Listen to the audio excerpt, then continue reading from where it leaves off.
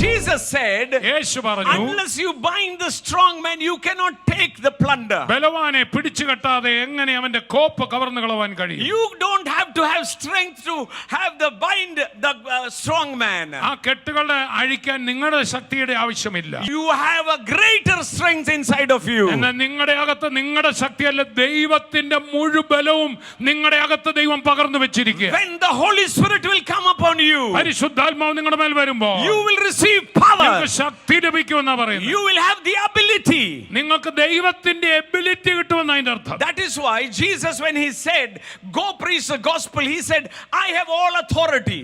അതുകൊണ്ടാണ് നിങ്ങൾ സുവിശേഷം അറിയിക്കാൻ പോകുവിൻ, ലോകമൊക്കെയും പോകുവിൻ എന്ന് പറഞ്ഞ് തൊട്ടു മുമ്പ് യേശു പറയുന്നത്, സ്വർഗത്തിലും ഭൂമിയിലും സകല അധികാരവും എനിക്ക് നൽകപ്പെട്ടു. I'm giving it to you. അത് ഞാൻ നിങ്ങൾക്ക് തരുന്നു. But an authority without power is useless. അധികാരം ശക്തി ഇല്ലാത്തിടത്തോളം അതിനൊന്നും ചെയ്യാൻ There are ഒക്കില്ല. many kings in Nigeria.